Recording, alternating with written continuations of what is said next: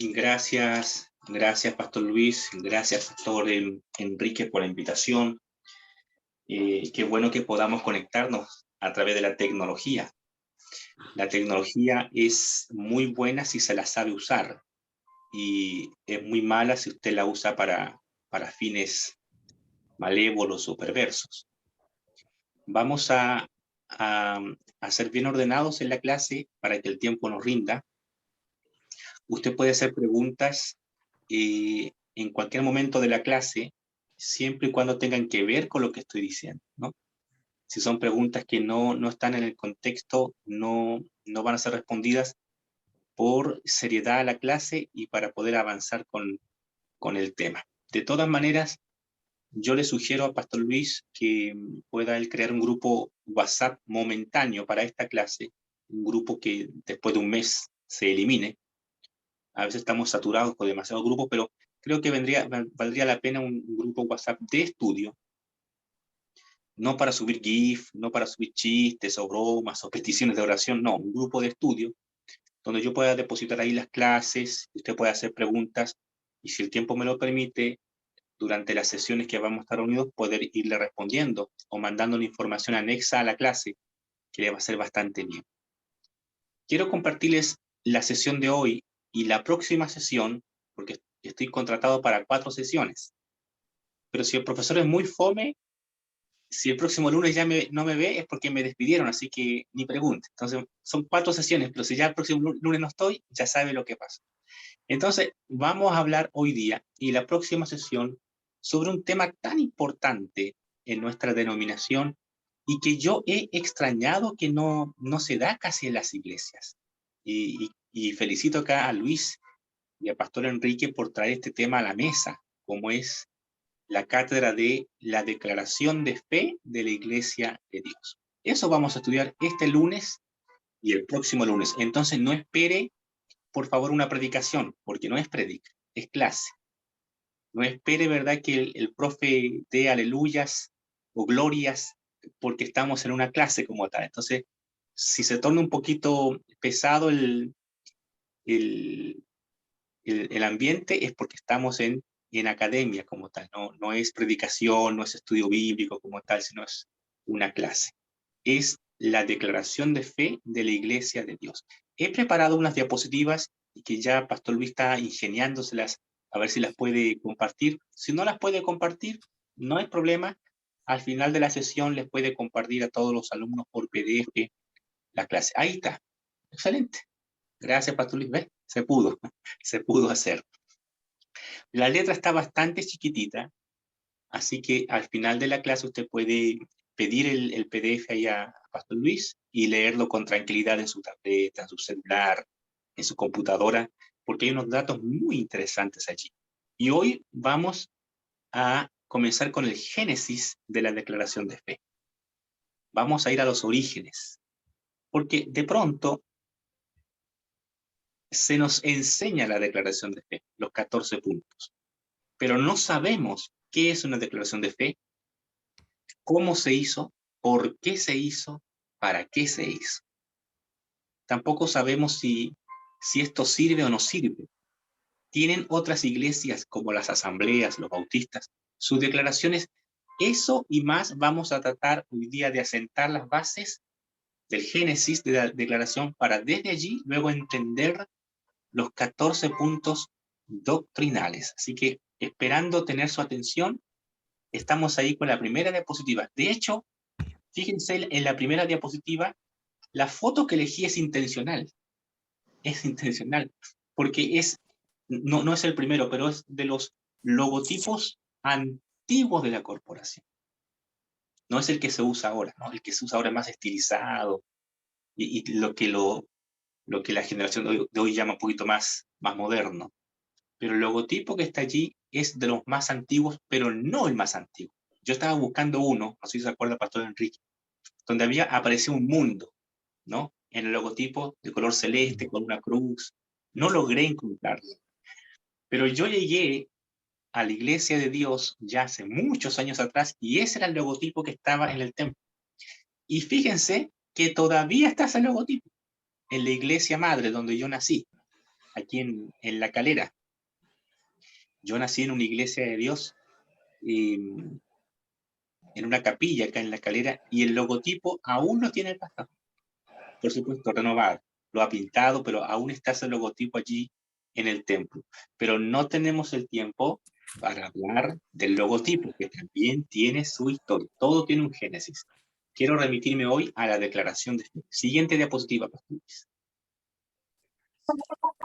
Bueno, y aquí hay una pregunta básica, y me encanta la foto del personaje que elegí para esa primera lámina.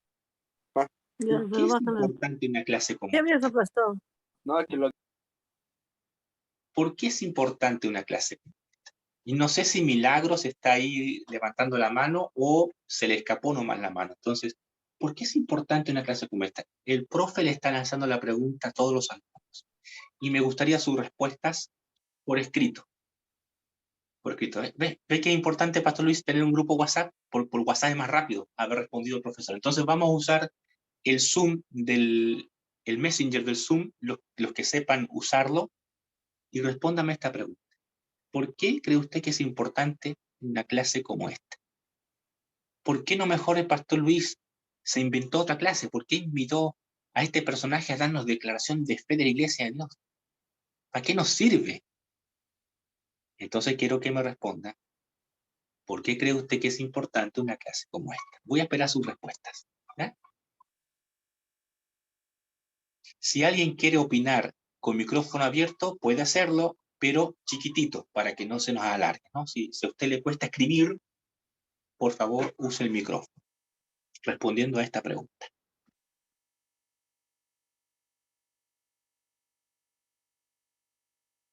Ya, aquí Claudio Cornejo, no sé si está saludando o está respondiendo, vamos a ver. Voy a ir al Messenger de Zoom, un momentito, ¿no?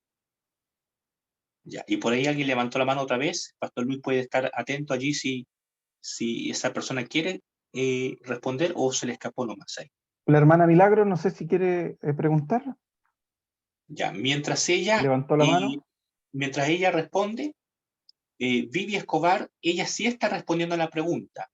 Ella dice, ella responde a la pregunta. La pregunta es, ¿por qué es importante una clase como esta? Y Vivi Escobar dice, para estar alineados con la misma información y conocimiento. Gracias, Maná. Gracias por su respuesta. ¿Alguien más?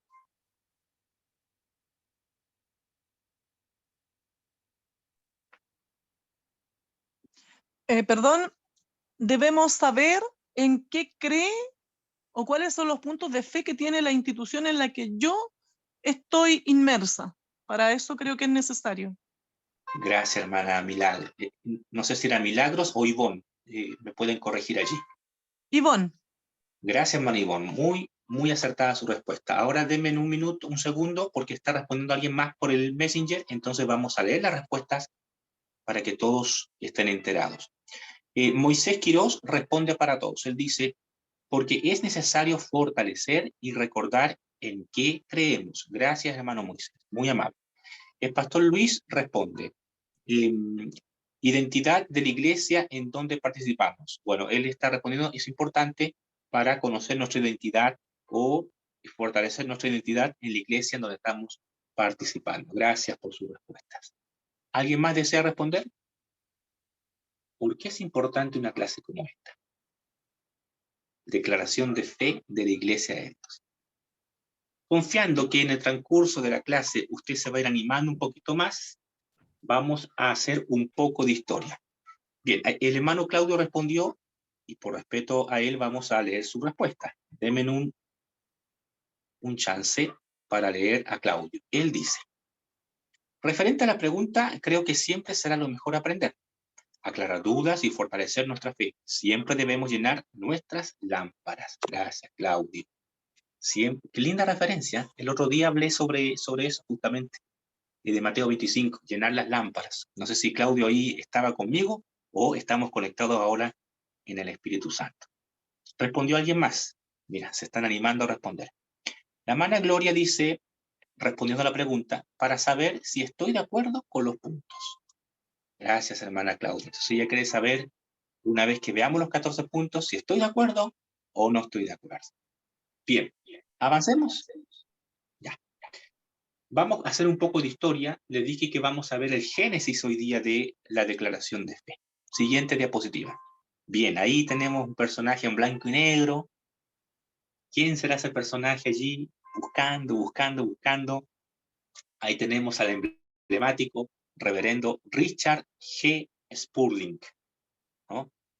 Anótelo si quiere escribir allí, pero él es nuestro fundador. Él es el fundador de la Iglesia de Dios, Misiones Mundiales. Si usted pone el nombre Richard Spurling, van a aparecer muchos personajes, algunos deportistas, escritores, nada que ver. Pero si usted pone ahí Richard Spurling, Iglesia de Dios, o Richard Spurling, Cleveland, aparecen fotografías como esta. Y en el mismo libro, como Ejército Poderoso, aparece la fotografía de este señor. Por cierto, les voy a mostrar el libro. Denme un segundo. Déjeme ver si lo encuentro.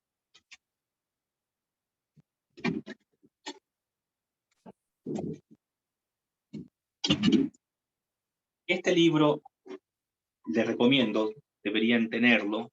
Bueno, se ve al revés allí las letras porque por la cámara, ¿no? Pero el libro dice Como Ejército Poderoso, del autor Charles Cohn, que es uno de los historiadores de nuestra denominación. Es un libro de 480 páginas, o sea, hay bastante para leer.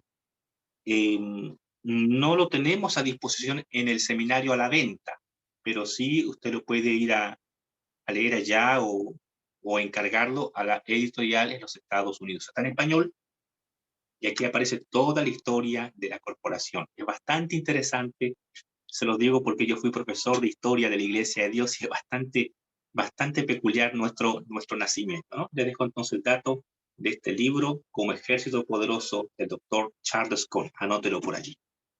Entonces, estamos en la diapositiva en la que aparece este señor. Déjeme hablar un poquito de él, para que sepamos del fundador. No sé si estoy repitiendo algo que ustedes ya conocían. No quiero ser, gracias Pastor Luis, no quiero ser engorroso, porque de repente fome que el profe está hablando y ustedes ya lo vieron esto y mejor siga de largo. Entonces, Luis me confirma, Luis dice, siga no. Bueno, ahí tenemos al fundador de nuestra corporación, el reverendo Richard G. Spurling, que era pastor bautista. Anote ese dato allí, ¿no? Que era pastor bautista. Entonces, nosotros venimos de ascendencia bautista. En el año de 1884, mira, bastante tiempo atrás ya, ¿no? El pastor Spurling comienza una búsqueda espiritual junto con su esposa y su iglesia bautista local. Era pastor de una iglesia local. Él no era supervisor ni superintendente, era pastor local.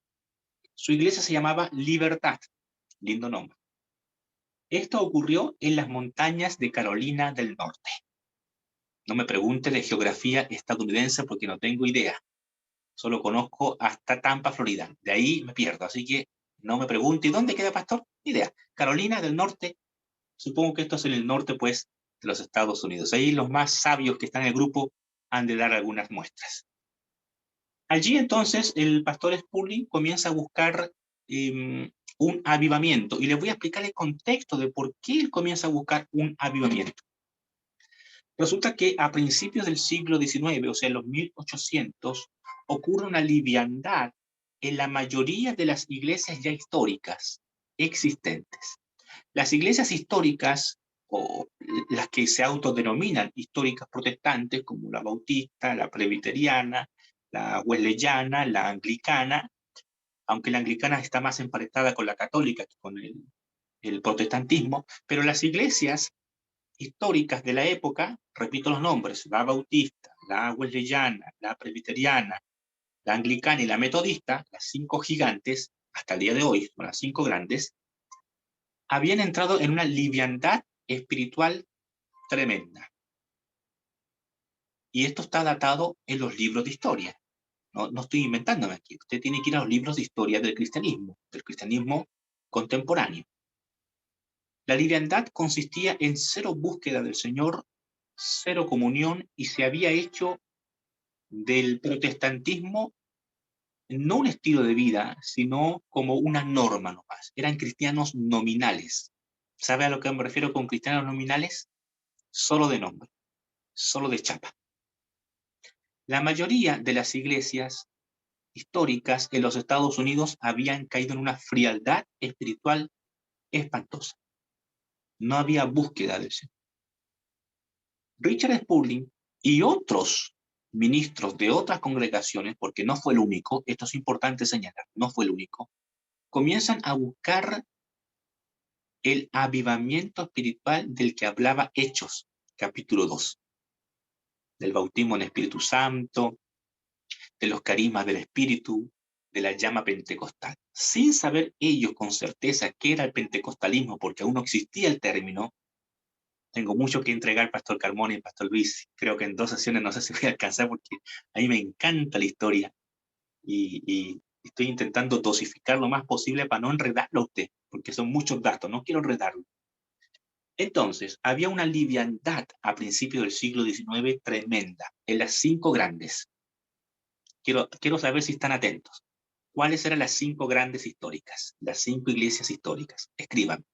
Quiero saber si está atento nomás. Las 5 iglesias protestantes históricas. ¿Cuáles eran? Veamos si estaba atento.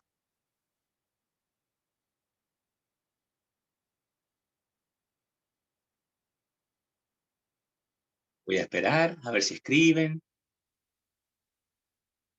Quiero ver si están atentos, porque en las clases virtuales es muy fácil distraerse. Me meto al WhatsApp, me meto a Instagram, me meto a las noticias, y ahí están escribiendo. Vamos a ir al Messenger, lo que están escribiendo. Veamos. Ya, miren, ahí el hermano Pastor Luis me dice Bautista. Ya, le achunto a una, pero son 5. Ivonne dice anglicana, entonces ahí vamos sumando. Ya, el Benjamín, aquí en Benjamín me mandó, te caíste en una, pues Benjamín, pone luterana, la anglicana, la calvinista, la bautista, pentecostal, ok. Allí hay una melcocha ahí, gracias Benjamín, te agradezco. Seguimos.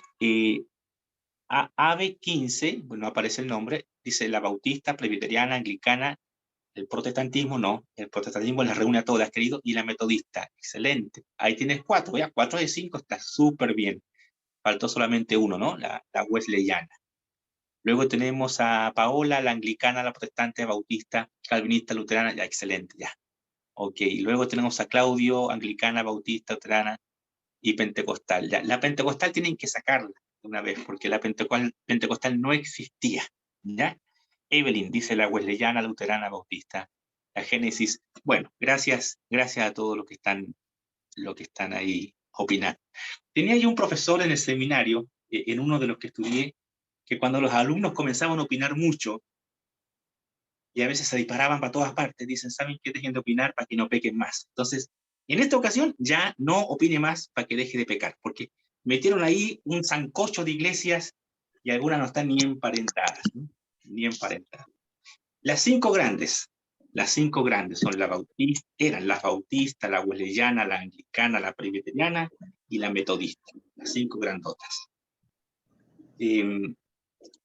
Estas iglesias, que eran las que dominaban a los Estados Unidos, ¿no? Dominaban a los Estados Unidos, habían caído en una liviandad espiritual, había enfriamiento, no había búsqueda, no había carismas, los cultos eran súper fríos. Para que usted me entienda más o menos, a ver, voy aquí a recurrir a lo más antiguo. No sé si se acuerdan de la serie exitosa de Estados Unidos llamada La Casa en la Pradera, o La Familia Ingalls. ¿Se acuerda que en La Casa en la Pradera había una iglesia chiquitita, como una capilla, que además era colegio, y además era junta de vecinos, y había un padre que usaba un cuello clerical, pero no era padre, era pastor? Bueno, ese era el estilo de las iglesias en principios del siglo XIX, en los 1800, ¿ya? Siempre intenté averiguar de qué corporación era la iglesia de los Ingalls. Yo creo que era presbiteriano o metodista. Una de esas era por el cuello clerical que usan, que también tiene su historia. Es fantástica la historia. De hecho, el pastor Carmona perfectamente puede usar su cuello clerical y presentarse el día domingo con cuello clerical. Él podría hacerlo, pero posiblemente algunos de ustedes se espantarían si lo vieran, porque el cuello clerical no le pertenece solo a los sacerdotes católicos. No es así. y es parte de toda la familia protestante. Sigamos porque me estoy disparando para otra parte y no es la idea. Entonces, don Richard Spurgeon comienza en 1884 a buscar con su señor, porque él como pastor vio que su iglesia Libertad, su iglesia local, había caído en un enfriamiento espiritual. Y es interesante esto porque el pastor Spurgeon como que despertó a la espiritualidad, despertó a la búsqueda. Él sabía que algo no andaba bien en su iglesia local. Él sabía que las cosas no andaban bien. No era una iglesia grande, según lo que yo investigué. La iglesia Bautista Libertad no tenía más de 30 personas. Esa era la cantidad del pastor Spurgeon pastoreaba. Pero no estaba bien. Y las iglesias compañeras de ahí de las montañas de Carolina del Norte tampoco estaban bien. Había enfriamiento. Déjeme saber si se entiende este concepto. Había enfriamiento, había frialdad, había liviandad. No es que el mundo había entrado a la iglesia, ¿no? Como se podía pensar, porque en aquel tiempo no había discoteca o la tecnología de hoy, pero sí había una frialdad impresionante. Y el pastor Spurgeon dijo, algo tenemos que hacer. Y comienza con su señora a buscar el avivamiento. Siguiente diapositiva. Bien, ahí tenemos otra foto antigua allí que pudo rescatar. En 1886, 2 años después de que el pastor con su señora comenzaron a buscar de Dios avivamiento y derrame de espíritu sobre su iglesia local bautista, 2 años después en que estaban solos en esta cruzada de búsqueda, el 19 de agosto de 1886, anote esa fecha, es importante, 19 de agosto de 1886, el pastor convoca una reunión de miembros, o sea, de los 30 que él tenía allí, los convoca. Y ese día él les abre su corazón y le dice que está disconforme con la liviandad de la iglesia y que él siente del Señor, mira esto, ¿no? Son palabras de él, no las estoy inventando, estoy citando al autor, Charles Cone. Él siente del Señor salirse de la iglesia bautista, de la conferencia, de la denominación, para comenzar una nueva agrupación. Y él lanza el llamado a su iglesia local. Esto es interesante porque por lo general ocurre al revés. Por lo general es cuando un hermano se sale o una hermana se sale de la iglesia, a veces llama a otros o arrastra a otros o se van con él. Pero aquí es el propio pastor el que está diciendo, ¿saben qué? Esto no funciona. Yo los invito mejor a formar una nueva agrupación. Esto fue el 19 de agosto de 1886. Solo 7 personas aceptan el llamado del pastor. Solo 7 dicen, nos vamos con usted. Los otros 23, pues se quedan cómodos ahí en la iglesia bautista. Así que 7 personas, más el pastor mismo, 8, son los que comienzan una nueva agrupación. Estoy en la diapositiva para que me lean, ¿no? El nuevo grupo comenzó con 8 personas y se llamó desde ese mismo día Unión Cristiana. Ese es el primer nombre de nuestra corporación. Unión Cristiana. Déjeme saber si usted ya sabía esta información. Unión Cristiana. Ese es el primer nombre de nuestra denominación. Así se llama. ¿Y por qué le pusieron Unión Cristiana?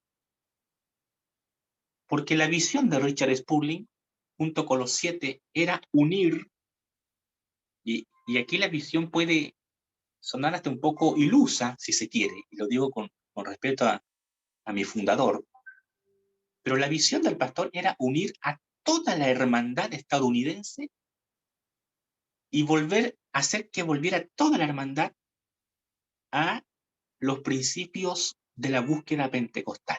Ese es lo que él quería.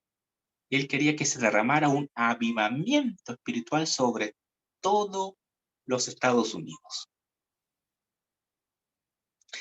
Bueno, como me dijo un profesor, un norteamericano, un historiador norteamericano, el pastor Spurling no tenía don de convencimiento, porque de hecho que hizo el llamado y solo 7 pasaron adelante, entre ellos su esposa. No tenía mucho poder de convencimiento, pero lo que sí tenía era pasión.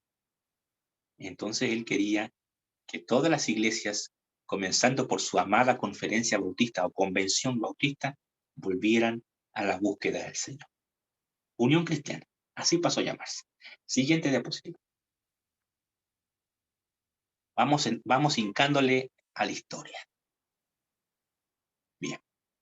Ahora, antes de avanzar con esta diapositiva, que tengo 3 fechas importantes, escríbame rápidamente ahí por Messenger si se está entendiendo la clase. Quiero ir despacio, porque la historia hay que tragarla despacito, si no se confunde todo.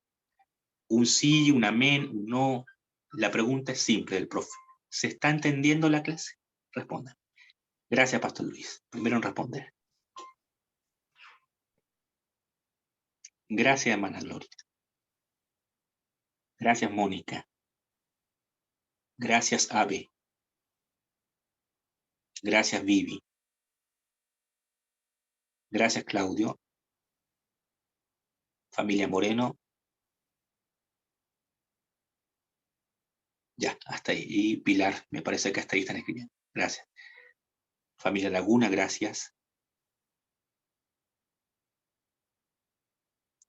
Aminta Rivera, gracias, Aminta. Seguimos. Estamos en esta diapositiva. Aquí nos estamos adentrando un poquito más al tema y seguimos. Bien. Dijimos entonces que en 1886 se funda la iglesia. Vamos a ver si estaban atentos. Dígame la fecha de la fundación de nuestra corporación. Los quiero pillar. No se vale retroceder a la diapositiva anterior, no se vale. A Paola ya, al tiro, mira, Paola Rivera estaba atenta y también Claudio. Al tiro ellos captaron. Pero los quiero pillar. ¿De qué año? Claro, 19 de agosto, pero ¿de qué año? 1884. Gracias, la hermana que respondió, y Claudio. Ahí está. Entonces, gracias por lo que están respondiendo.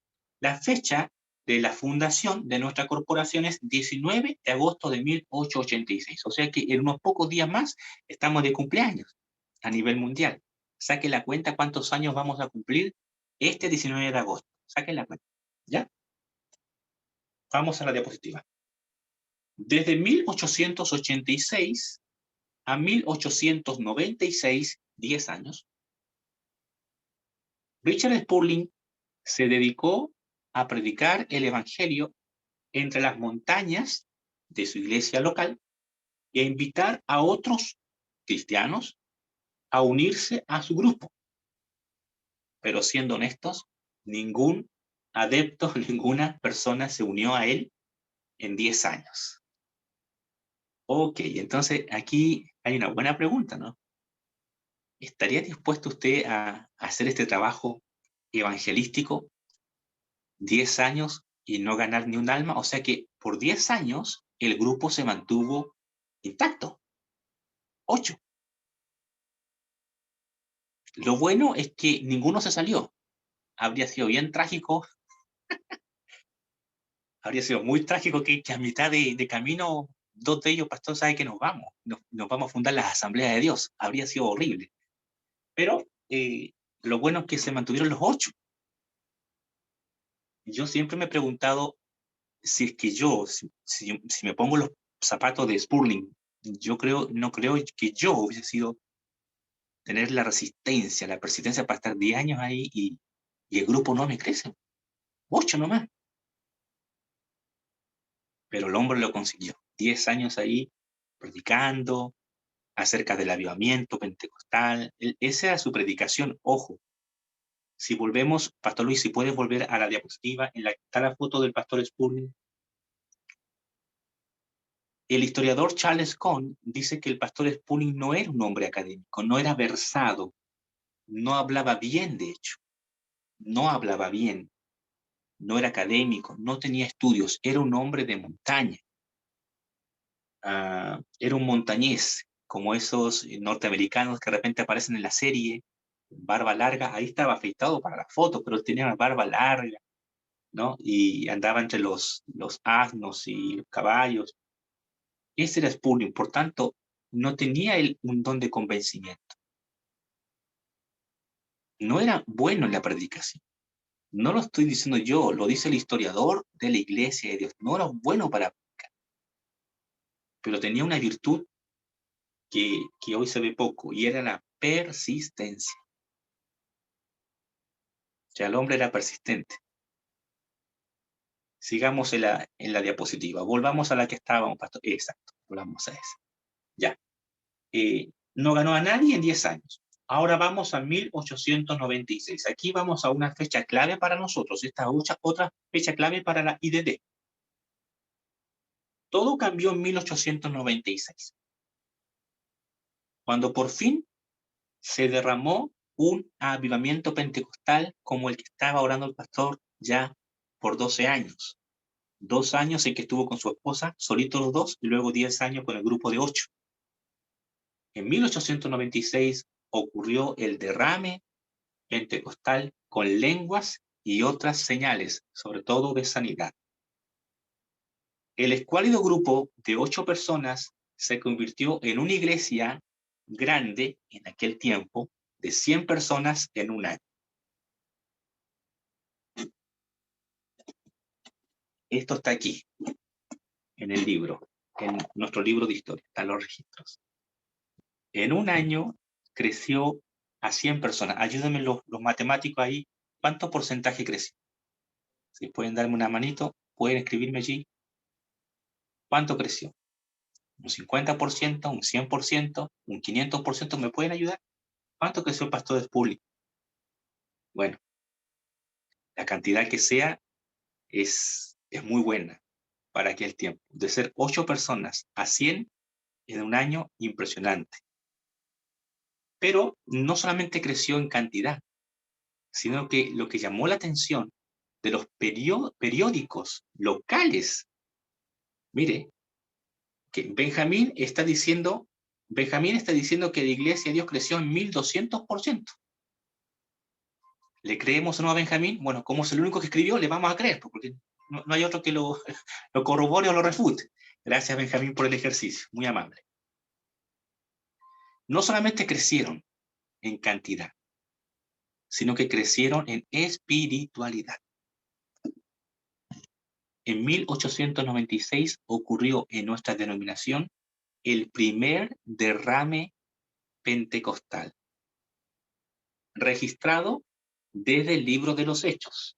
Eso dice la historia. No todos están de acuerdo. Hay que ser honestos.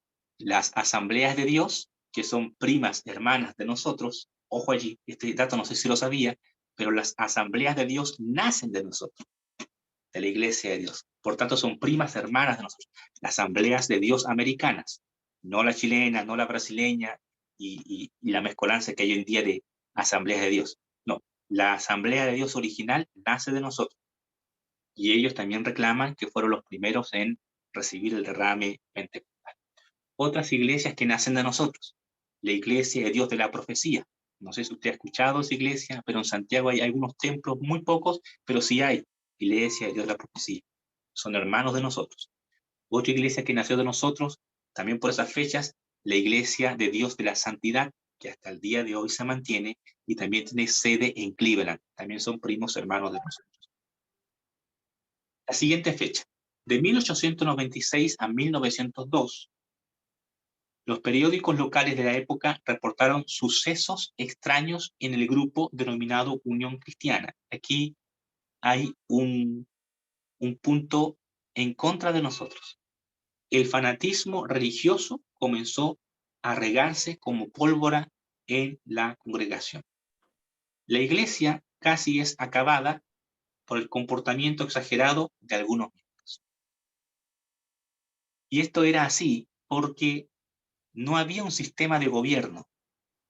Ojo, aquí ya estamos entrando al terreno que nos interesa. No había un sistema de gobierno. Todos podían entrar, todos eran miembros. No había una regla de fe. Ocurrió el derrame pentecostal, pero no había norma, no había normativas, no había reglas. todos hablaban en lenguas, todos imponían manos, todos sanaban, pero comenzaron los excesos. ¿Cómo qué excesos? A las mujeres se les prohibió, por ejemplo, tomarse el pelo tipo tomate, como hacen las hermanas pentecostales hoy día. Eso era sacrilegio para aquel tiempo. Se prohibió que los hombres usaran corbata, porque era sacrilegio. Se prohibió que los niños fueran al colegio, porque era sacrilegio. Era común encontrar a hermanos en los cultos rodando, literalmente rodando, ¿no? Por todo el templo. También era común encontrar hermanos que se quedaban toda la noche, muchos de ellos hablando en lenguas, pero lo que estaban haciendo es que dormían toda la noche. Algunos llegaban borrachos al servicio, borrachos de licor, pero ellos decían que estaban borrachos del espíritu. Así como estos, habían muchos excesos que la gente no cristiana comenzó a reportar como escándalos. Y el pastor Spurling tuvo que bregar o luchar con un mal testimonio de toda su congregación. Pero ¿sabe por qué ocurrió esto? Porque no estaba preparado para el crecimiento. Lo pidió tanto, sembró tanto, que cuando le vino de repente, de un sopetón, o sea, no fue un crecimiento de etapas, sino que fue de una sola vez, que cuando le vino todo el golpe de crecimiento, no estaba preparado. Siguiente diapositiva. En 1902, producto del fanatismo religioso, se decide cambiar el nombre de Unión Cristiana a Iglesia de la Santidad. Ese es el segundo nombre de nuestra denominación. Pero hoy día usted está aprendiendo algo nuevo, ¿no? No siempre nos llamamos iglesia. Nuestro primer nombre fue Unión Cristiana. El segundo nombre que nuestros fundadores le pusieron fue Iglesia de la Santidad. ¿Por qué le ponen ese nombre?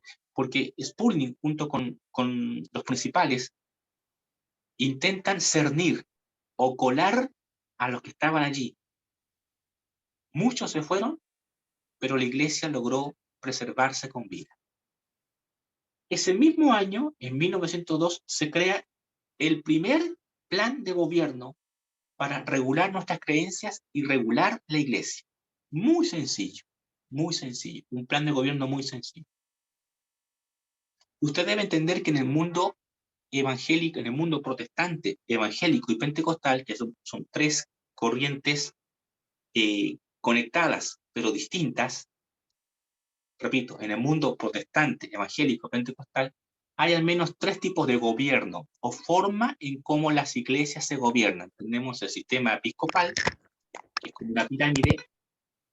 Tenemos el sistema congregacional, donde toda la congregación o vota, decide, opina, contratan pastor, depende pastor. Y tenemos el sistema presbiteriano, donde solamente es un grupo selecto de algunos ancianos que dirigen la iglesia. Nada de eso había en la IDD o en la Unión Cristiana. Solamente el pastor Spurling, el que estaba a la cabeza. Pero cuando la iglesia le creció a 100 personas, el pastor Spurling mismo decidió dar un paso al costado. No se salió de la corporación, pero se dio cuenta que él no podía dirigirla, porque no tenía las capacidades para hacerlo. Entonces él ejerce un voto de sinceridad y deja a su hijo, Richard Spurling Jr., que estaba un poco mejor preparado, aunque era también igualmente campesino como su papá. Avancemos 5 años en la historia y vamos a 1907. Espero no estarlos cansando con muchas fechas, Pastor Luis. Y dime así nomás ahí en privado y me largo nomás, ¿no? 5 años más tarde, en el 1907, finalmente la agrupación vuelve a cambiar de nombre. Dicen que la tercera es la vencida, así dicen. Así que esta vez sería el definitivo y le pusieron Iglesia de Dios. ¿Ya? Ese es el nombre que se le puso a nuestra corporación y con eso nos quedamos hasta la fecha. Iglesia de Dios. ¿Cuándo ocurrió esto? En el 1907.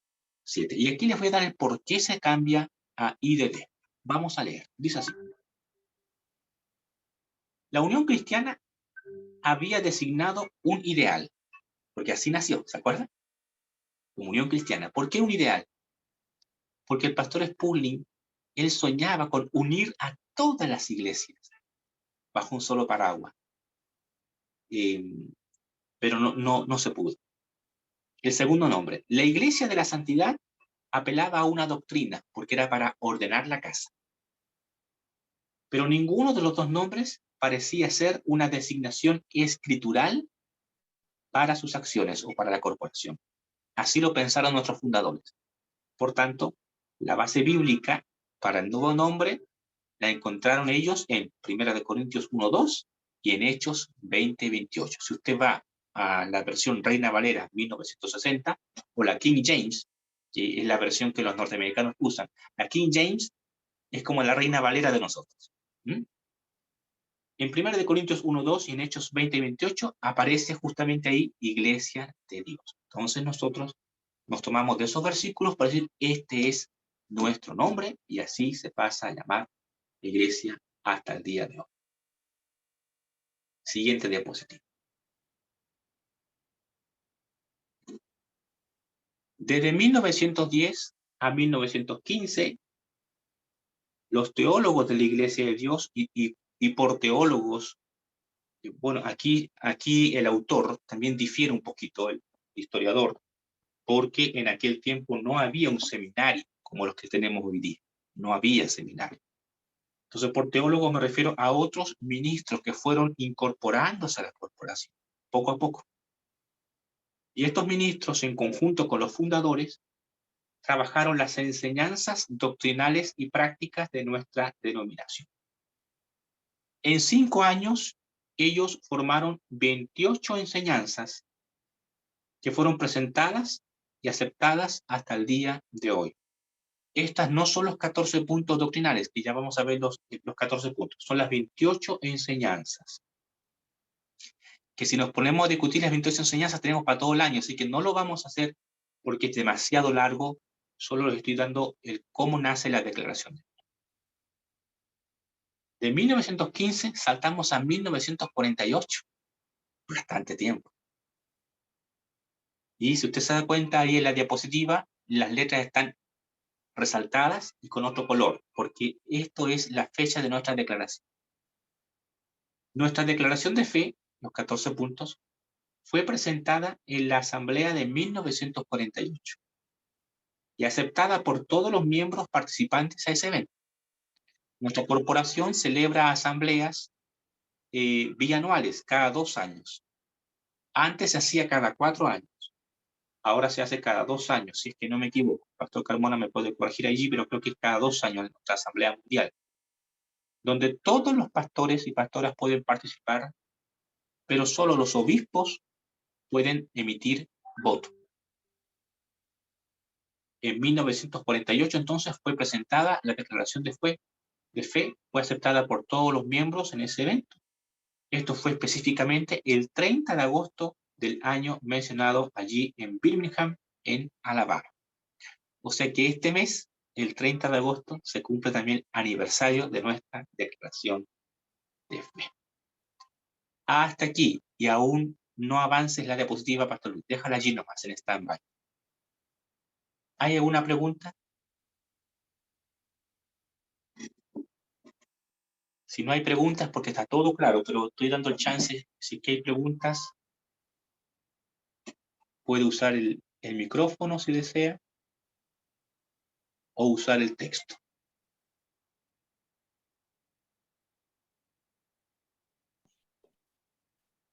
¿En qué año, pastor, comenzó la iglesia pentecostal o las primeras manifestaciones de iglesias pentecostales como tal, después de... Gracias, Pastor Luis. Te fuiste para otra parte, pero como la pregunta es linda, la voy a responder. El movimiento pentecostal históricamente nace en Hechos 2. Luego se va perdiendo en el siglo III y IV con Constantino y todos los emperadores que se autoproclaman cristianos, pero no lo son en esencia. Y por allí se cree que el rebrote pentecostal, aunque el nombre pentecostal como tal, Luis, se reconoce recién en el siglo XX, ahí por el 1900, pero los primeros rebrotes, así como de manifestaciones carismáticas, lenguas o ese tipo, ya vendrían en el 1600, fíjense, en el 1600, pero con grupos muy aislados, no iglesias, sino grupos. Eran como cristianos que pertenecían a cierta iglesia y comienzan a experimentar lenguas y no saben cómo comunicarlo porque no había eso antes, ¿entienden? Recuerde que en el siglo XVI, el 31 de octubre de 1517, Martín Lutero, padre del protestantismo, él clava las 95 tesis en protesta contra la Iglesia Católica. De allí ya comienza una reforma. Pero ese es otro tema. Eso es tema para historia de la Iglesia Evangélica. Bien, hasta aquí. ¿Hay preguntas al respecto? Bien, y ahí el hermano Claudio hace una pregunta interesante. Como decía un profe en el seminario, no me gusta el chisme, pero me entretiene. Entonces la pregunta de Claudio es, ¿por qué Spurgeon se fue de la Iglesia Bautista? No sabemos las razones específicas, hermano Claudio, pero al parecer había un descontento en el pastor Spurgeon, había una disconformidad, él no estaba conforme con la conferencia. Por conferencia me refiero a convención, ¿no? Así se llama la Iglesia Bautista, ¿no? Se llama la Conferencia Bautista, la corporación en sí, el pastor Spurgeon no estaba contento por el tema espiritual, por el tema moral y seguramente por otros temas que el historiador no nos revela, no nos dice. Pero había una disconformidad, por eso él abandona la Conferencia Bautista. Pero en esencia, hermano Claudio y todos los que me están escuchando, nosotros venimos de raíces bautistas como tal, aunque nos distanciamos en tipo de gobierno, porque mientras los bautistas son gobierno congregacional, nosotros somos gobierno episcopal centralizado, ¿no? Nos distanciamos. Buenas noches, Claudio Cornejo por acá. Lo que pasa es que justamente por eso hice la pregunta, porque siempre había entendido que estamos bajo esa misma línea. Entonces, por eso quería comprender por qué. Si siempre había entendido eso, y además que no sé diferenciar muy bien, pero siempre he entendido que los bautistas y nosotros, en este caso, en esta línea, somos muy parecidos. Entonces, claro, ahora usted ya me explica y posiblemente sea que no le pareció un poco más la estructura, posiblemente. Pero gracias, hermano Claudio. Gracias por introducirnos a un tema tan bueno. ¿Sabes qué, Pastor Luis? Hay hambre en esta audiencia, hay hambre, y eso me gusta, hay hambre. No sé si vamos a alcanzar a ver todo, pero hay hambre de historia. Hermano Claudio, te respondo de forma muy simple. No somos lo mismo Iglesia Bautista e Iglesia de Dios.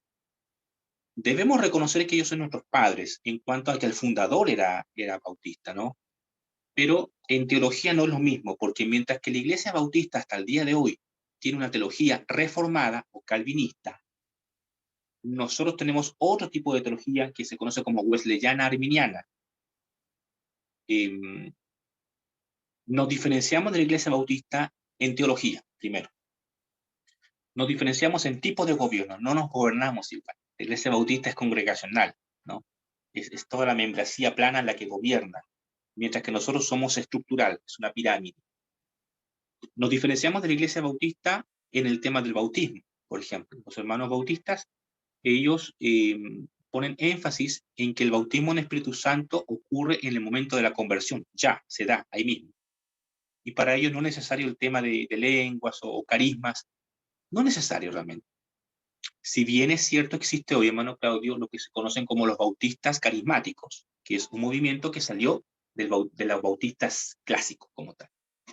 Nosotros como IDD creemos que el bautismo en el Espíritu Santo ocurre posteriormente a la conversión. Ya estamos haciendo teología, ¿no? Ocurre posteriormente a la conversión. Si bien puede ocurrir en la conversión, nosotros como IDD sostenemos que es más bien un suceso posterior a la conversión, que puede ocurrir días después, semanas después, meses después o años después. Son tres diferencias de la Iglesia Bautista. Entonces, creemos en el mismo Padre, en el mismo Hijo y Espíritu Santo, pero en forma de gobierno, en teología y en bautismo, somos completamente diferentes. Ahora, ¿se puede convivir con los hermanos bautistas? Claro, claro que sí. Mis padres, de hecho, papá y mamá son bautistas, de corazón, hace ya muchos años. ¿Por qué yo no estoy con ellos? Sabrá Dios.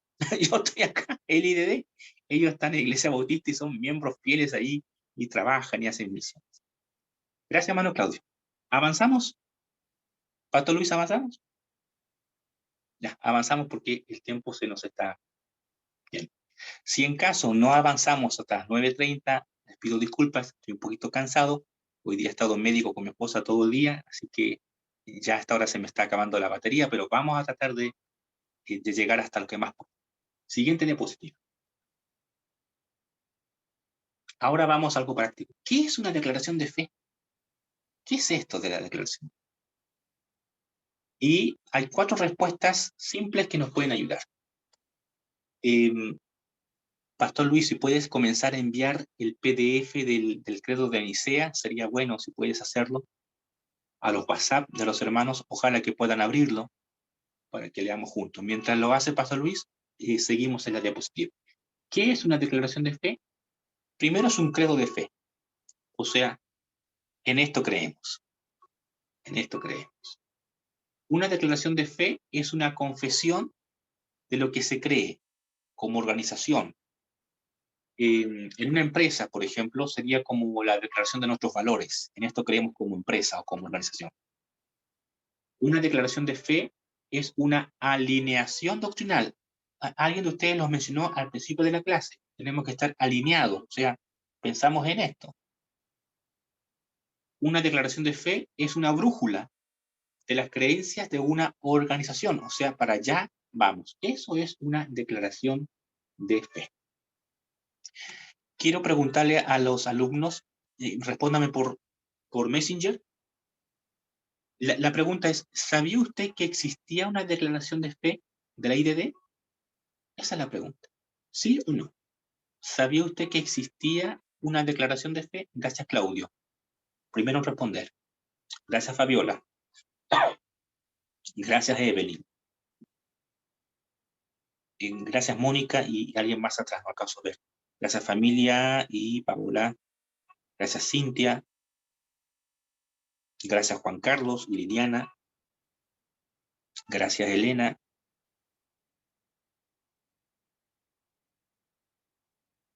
Ya, son las personas que respondieron.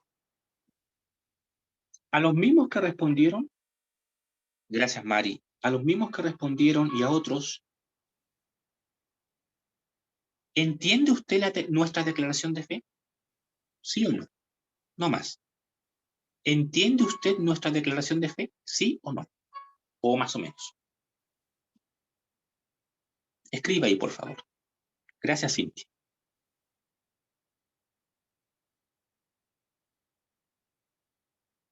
¿Entiende usted nuestra declaración de fe? Sí, no, más o menos. Gracias, Mayra.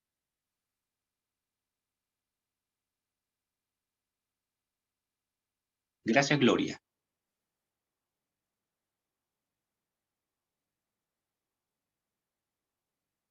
Gracias, Mónica. Elena, gracias. Y Claudio, algo que hace leer, Claudio. Gracias, Fabiola.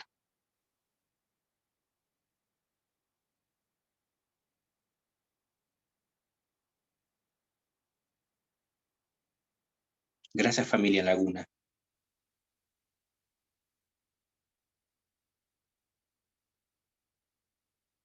Bien. Ivonne, respuesta acertada. En eso estamos. Excelente, Ivonne. Gracias, Claudio, por tu honestidad. No la recuerdo, dice. Bien, la vamos a recordar hoy día y la próxima sesión. Qué rico que esté conmigo la hermana Patricia Cares. Me parece que está ella ahí. Alcanzo a ver, sí, parte de la pantalla. Y Fabiola, una amiga de la juventud, hija de la pastora Patricia. Qué lindo que estén aquí. No sé por qué están aquí, pero qué lindo que estén aquí en esta clase. Me emociono mucho. Fíjese que ellos fueron mis pastores, bueno, la hermana Patricia y Pastor Walter, que en paz descanse, que está en el seno del Señor. Fueron mis pastores mentores durante un año, cuando yo hice mi trabajo de CETEMIN, hace décadas atrás. Era un muchacho bien escuálido, flaquito, bueno para el diente, ¿no? Solterón, y ahí estaba en el seminario, y Pastor Walter, hermana Patricia, y los hijos del pastor, Fabiola, Jacob, Elida y Natalia, ellos me adoptaron durante un año y me entrenaron. Pastor Enrique, Pastor Luis, ¿qué hace falta ese tipo de entrenamientos hoy en día? ¿Qué hace falta ese tipo de entrenamiento? Porque hace muy bien. Fíjense que en ese tiempo a los alumnos que éramos internos, porque hoy ya no hay internado, pero en ese tiempo éramos internos, y de hecho ser alumno interno en un seminario te cambia todo. Te ayuda mucho porque es como, ¿cómo explicarle? Es como un monje, ya, te vas a encerrar, pues a eso vas. Éramos monjes nosotros, y vamos 2 años ahí a encerrarnos a estudiar, puro estudio. Y los fines de semana nos mandaban a la iglesia. Entonces durante un año yo fui a la iglesia de Pablo de Roca, de los pastores Cares. Ellos me entrenaron durante todo un año. Y eso hace mucha falta hoy día en otros seminarios, ese internado, esa residencia, y de ir a trabajar los fines de semana allí a las iglesias. Así que, Pastora Patricia, Fabiola, qué rico que estén conmigo. ¿Quién nos diría? Mire, ahorita siendo profesor de ellas, habiendo sido ellas mis maestras, hoy yo soy profesor de ellas, al menos por esta clase. Gracias, Eterno, por esta recompensa, por este merecimiento. Declaración de fe. Vamos con la siguiente diapositiva. Así como nosotros tenemos una declaración de fe, nuestros famosos 14 puntos, no somos los únicos. No somos los únicos. Si usted se mete a googlear, que hoy al internet es fantástico, te vas a encontrar que las iglesias como las Asambleas de Dios, los Hermanos Bautistas y otras, también tienen sus credos o en lo que ellos creen. Pero esto no nace de las iglesias modernas. Esto ya viene de las primeras iglesias de los primeros siglos. Por eso la diapositiva dice credo de Nicea 325 y luego el de Constantinopla en el 381. Son los primeros credos, las primeras confesiones de la iglesia cristiana. No sé si le pudo enviar el pastor Luis, si le pudo enviar. Entonces, si es que usted pudiese, estimado alumno, alumna, ir a su teléfono y abrir el documento que el pastor Luis les envió, les agradecería mucho para que juntos podamos leer el credo de Nicea.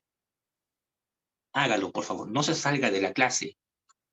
Si usted puede entonces ir a su teléfono, tableta o computador y abrir el documento, se lo agradecería. Por favor, pónganme así en la pantalla o algo para saber que sí pudo abrir el documento que le envió Luis. Para no leer solo.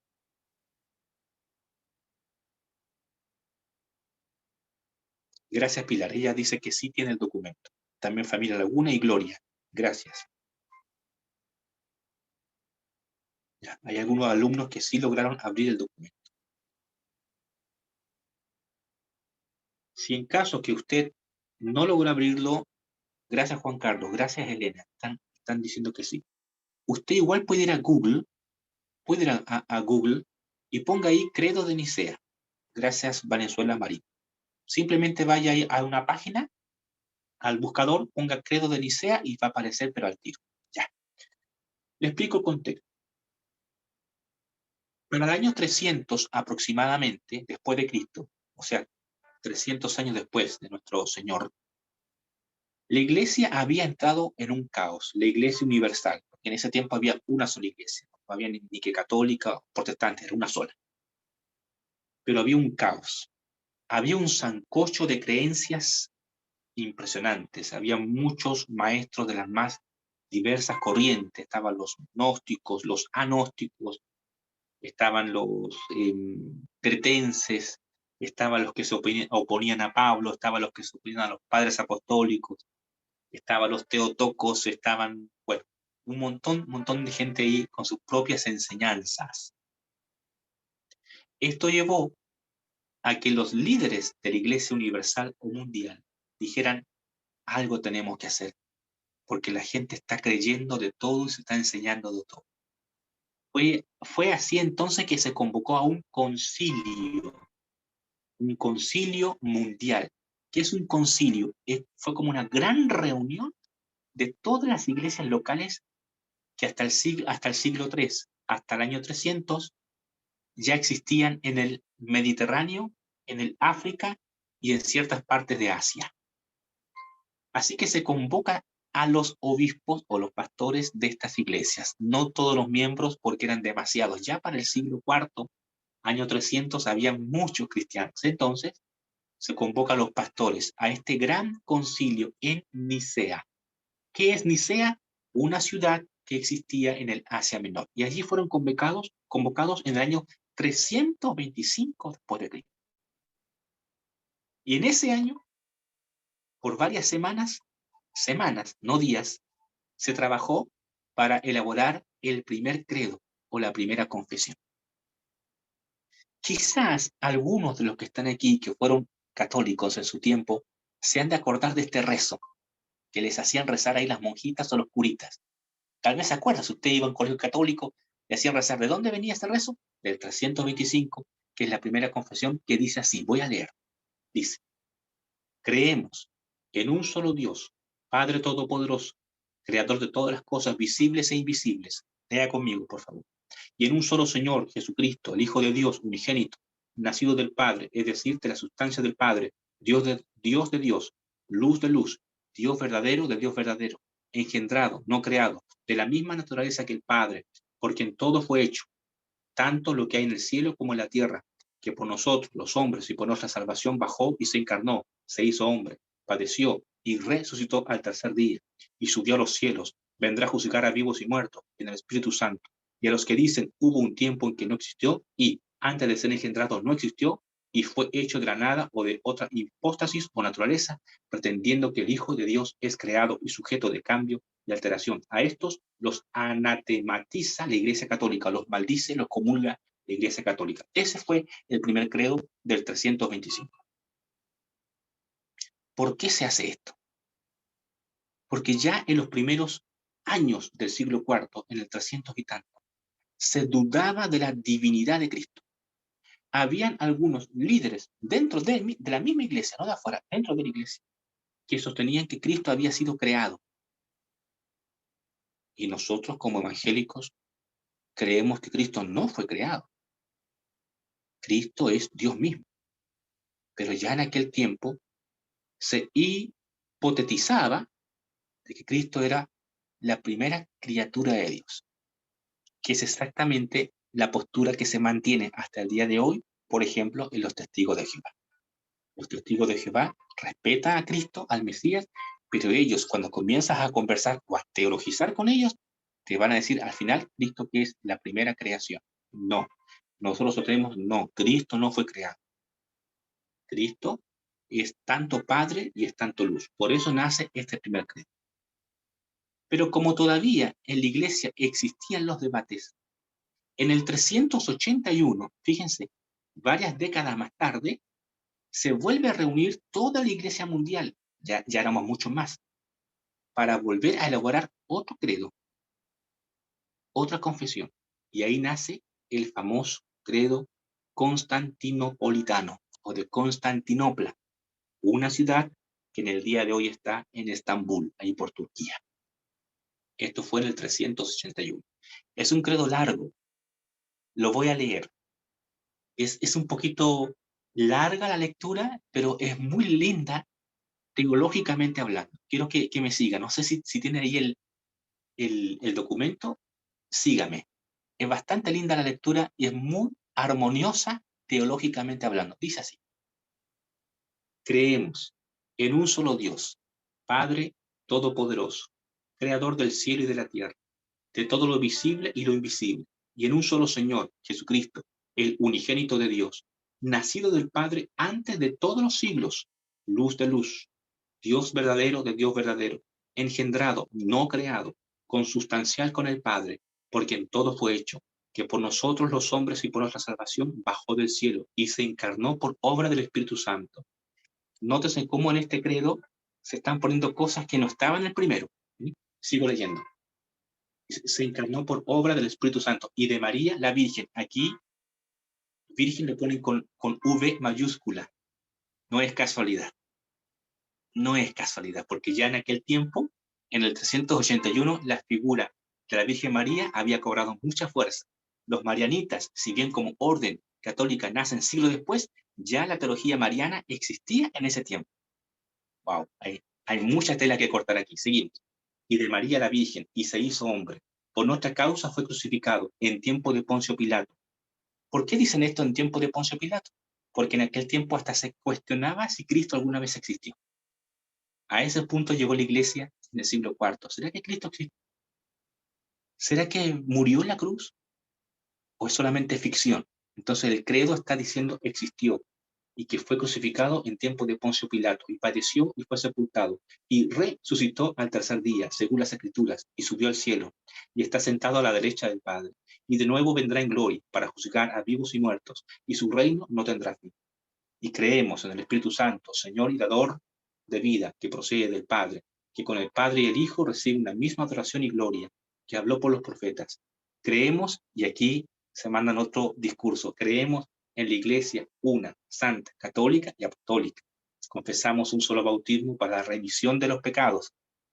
Ahí nosotros nos distanciamos diametralmente de esta confesión, ¿verdad? Para nosotros el bautismo en agua no te quita los pecados, no perdona pecados. Pero la Iglesia Católica sí, por eso es tan fundamental para ellos bautizarte de cuando eres chiquito, porque en su teología, una vez que usted es bautizado, sus pecados les son perdonados, los que tienes y los posteriores.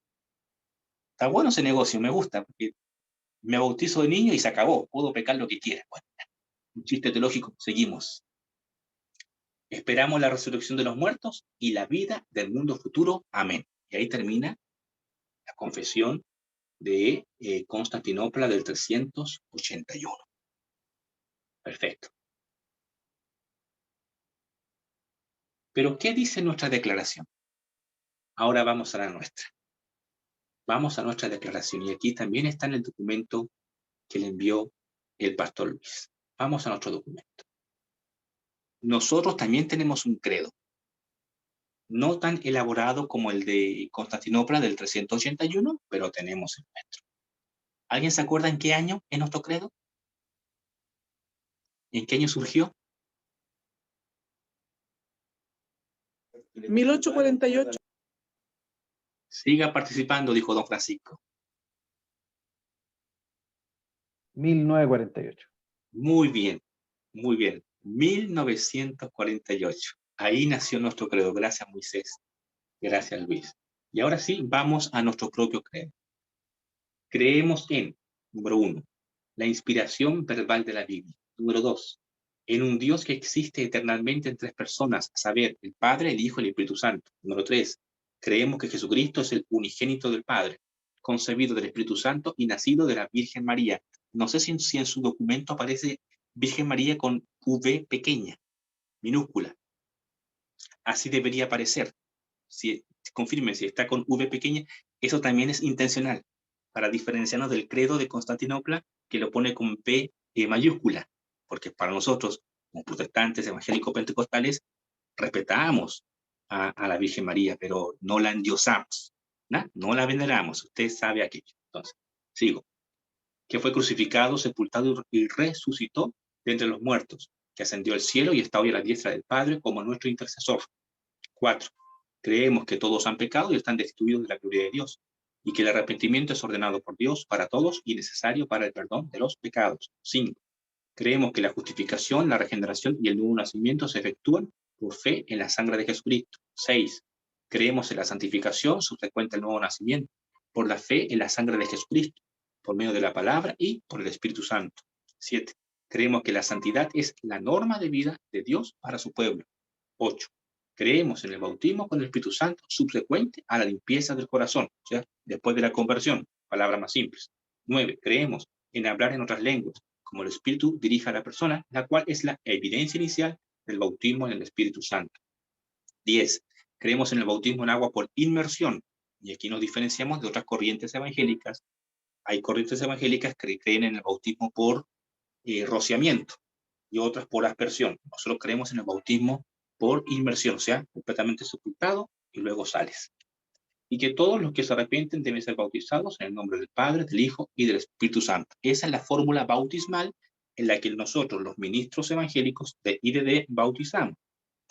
Pastor Carmona seguramente ha entrado a las aguas varias veces, al igual que yo. Cuando usted entra a las aguas, ya sea un bautisterio, o un río, o piscina, usted debe decir la fórmula que nosotros creemos en la bíblica. Te bautizo en el nombre del Padre, y del Hijo, y del Espíritu Santo. Seguimos. Creemos, 11, que la sanidad divina es provista para todos en la expiación. O sea, aún creemos en que Dios sana. 12. Creemos en la cena del Señor y el lavatorio de los pies de los santos. Son dos ordenanzas importantes para nosotros como IDD. El tema del lavatorio de los pies, quizás no lo practicamos tanto como IDD, como la cena del Señor, que la hacemos una vez al mes, por ejemplo, pero nosotros como IDD practicamos el lavatorio de pies, aunque sea debiera hacerse una vez al año, en toda congregación local. 13. Creemos en la premilenial segunda venida de Jesús. O sea, seguimos creyendo que Jesús viene por segunda vez, primero para resucitar a los justos muertos y arrebatar a los santos vivos hacia Él en el aire. Segundo, para reinar en la tierra 1000 años. Creemos en el milenio. Y 14 y último, creemos en la resurrección corporal, vida eterna para los justos y castigo eterno para los inicuos. 14 puntos que hemos leído a las carreras. Preguntas. Soy todo oídos.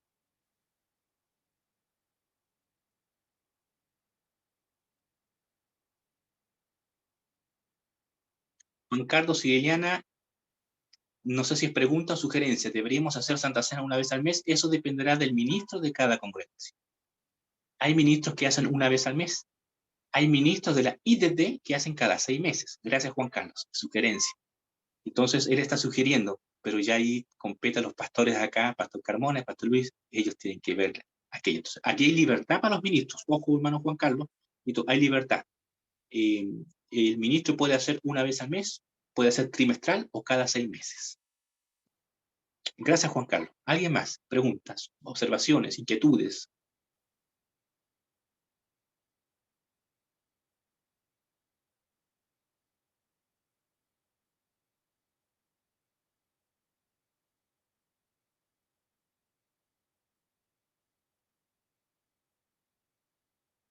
La hermana Ivonne dice, creo que solo hay 2 ordenanzas bíblicas, la Santa Cena y el bautismo. Bueno, la verdad es que hay 3 ordenanzas, porque el lavatorio de pies también creemos que es una ordenanza, cuando Jesús dice, y esto también tienen que hacerlo, Juan capítulo 15 o 13, hermano Ivonne, corríjame el capítulo del lavatorio de los pies. Como IDD, creemos que el lavatorio de pies también debe practicarse, aunque no lo hacemos muy seguido, hermano Ivonne. Gracias, hermano Ivonne. No lo hacemos muy seguido, quizás más por un tema logístico, porque es complicado todo lo que hay que hacer para el tema del lavatorio de pies, traer el agua, las palanganas, la toalla, y los hermanos tienen que ir preparados y las hermanas, ¿verdad? Con los pies, qué sé yo. Pero lo practicamos, como IDD practicamos estas ordenanzas y los ministros deberían tratar de hacerlo al menos una vez al año. No sé si ustedes, Manibón o los demás, han estado en el lavatorio de pies. Pero es una experiencia muy, muy linda, si es que se la sabe hacer. Es preciosa realmente. El ambiente que sí vives es muy espiritual. Seguimos, tenemos 10 minutos para hacer preguntas y respuestas. Aproveche.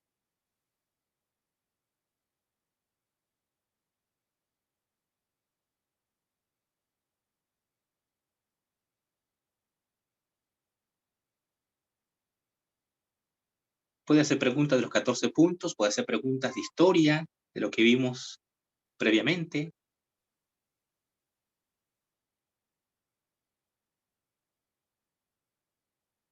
Mana Vivi levantó la mano.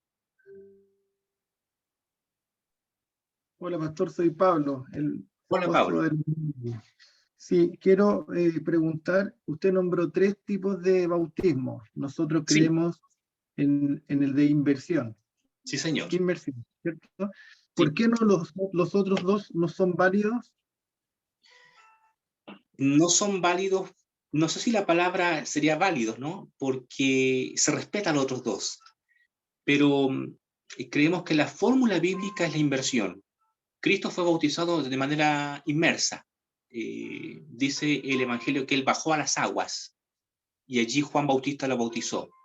Luego tenemos el caso en el libro de Hechos, acuérdense cuando Felipe, creo que es, que va caminando al lado de la carreta, ¿no? del etíope, ellos también bajan a las aguas.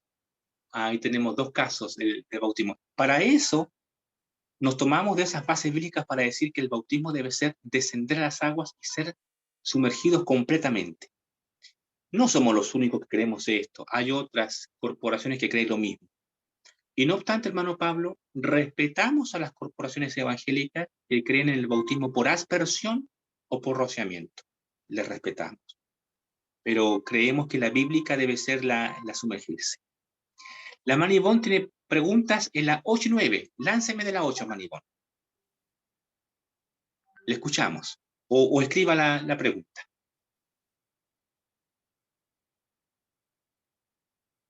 El punto 8 siempre llama la atención. La voy a pronunciar mejor, pastor, porque escribí en la mes muy largo y engorroso. Le escuchamos. Sí, mire, con respecto al bautismo en el Espíritu Santo, que dice que la evidencia inicial sería hablar en otras lenguas, pero eso es lo que quiero saber porque he conocido hermanos que llevan muchos años en el Evangelio y han dado testimonio que son hijos de Dios porque por sus hechos, ¿cierto?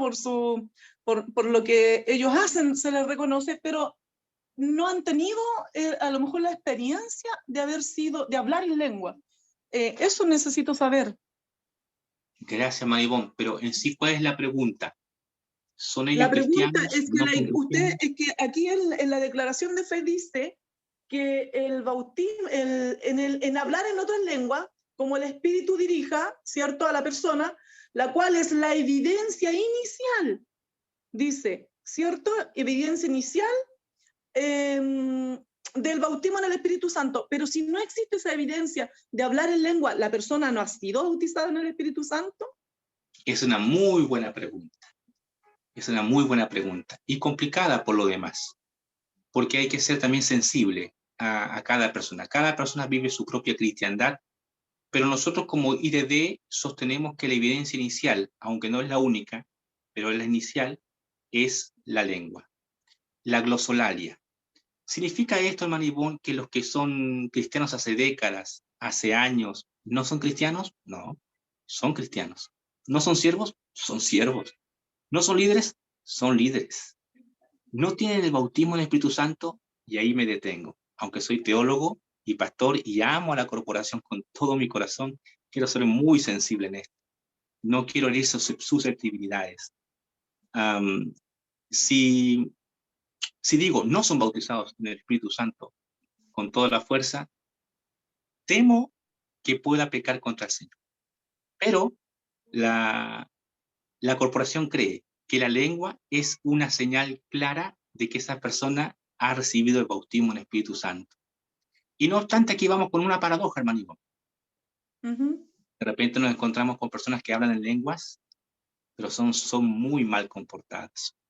Sí. Un pésimo testimonio. Entonces, hablan lenguas angelicales y hablan lenguas humanas por montón.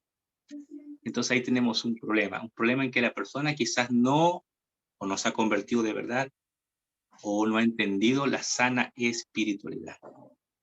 Amén. Ejemplo, vamos con un ejemplo. Por muchos años yo me acomplejé porque no recibí el bautismo en el Espíritu Santo. Porque recibimos un evangelista de los Estados Unidos y que decía, si tú no tienes la lengua, no eres bautizado. Y yo me sentí muy mal.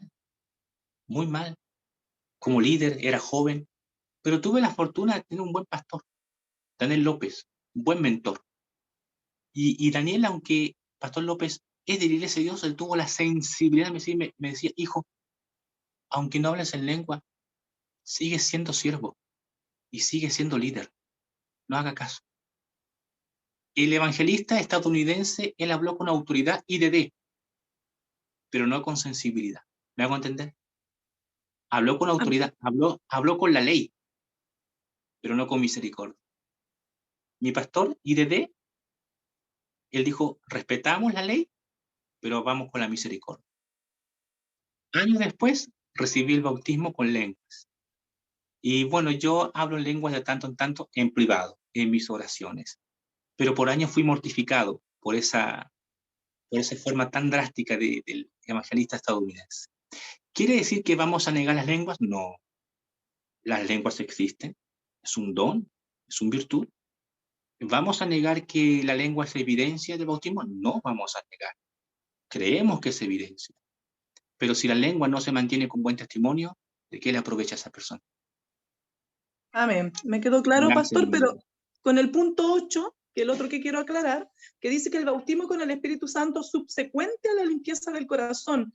Siento que la limpieza del corazón a veces es un proceso y no dura harto alguno. Claro, usted está pensando como teóloga, y está bueno eso. La limpieza del corazón se refiere aquí a la conversión. Es en términos más sencillos, más nuestros, porque aquí se está usando un lenguaje teológico. Nuestros fundadores o los que crearon la declaración dicen que el bautismo no puede venir antes de la conversión. En la conversión ocurre la limpieza. Eso es lo que están diciendo. Y tienen razón, fíjese, hermanito, porque usted no puede correr antes de aprender a caminar. Usted no puede ser bautizada en Espíritu Santo sin antes haberse convertido. Es lo que están diciendo ellos. Y no obstante, la limpieza del corazón también se conoce como el proceso de la santificación, que dura toda la vida. Yo ahorita le estoy dando clases, pero soy tan pecador como ustedes, y ustedes como yo. Tengo mis luchas internas. Entonces la limpieza o la santificación dura toda la vida. Quedan 3 minutos. La próxima semana vamos a teologizar los 14 puntos. O sea, vamos a ver punto por punto, más bien los más complicados, porque hay algunos que son súper fáciles de digerir, pero hay otros que nos cuesta un poquito más. Ivonne también tiene preguntas sobre el punto 11, que la sanidad divina es provista para todos en la expiación. Eso ocurre, hermano Ivonne, es más un dato histórico, porque cuando se crea la declaración de fe, habían iglesias evangélicas que decían que no todos podían ser santos. No todos. Incluso dentro del mundo evangélico, que es una herejía. Entonces nosotros como IDD sostenemos que el don de la sanidad existe y que todavía usted puede ser sana ya al momento de ser convertida.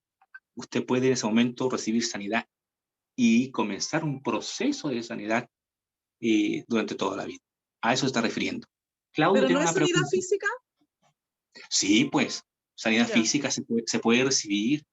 De hecho, yo mismo he sido sanado físicamente por el No, sí, Señor. yo también creo eso. Lo que me refería es si la sanidad de la que habla aquí es la sanidad espiritual, sanidad del Todo, alma o la sanidad física. O integral, ambas. integral. Ah. Recuerde que este es un credo, no es tan amplio. Hay un libro, no sé si lo tengo acá, si lo encuentro, aquí.